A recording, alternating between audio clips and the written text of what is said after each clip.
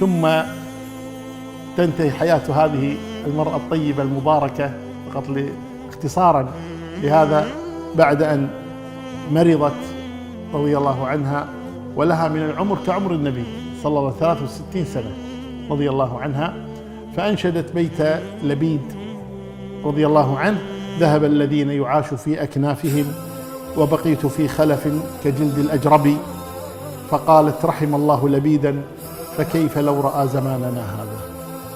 واستأذن عليها ابن عباس وهي على فراش الموت، فقال لها عروة: يا خالة، هذا عبد الله بن عباس يستأذن عليك، يعني يسلم عليك. فقالت: ما لي ولابن عباس، لا أريد أن يثني علي أحد. قال: إنه من صالح بنيك.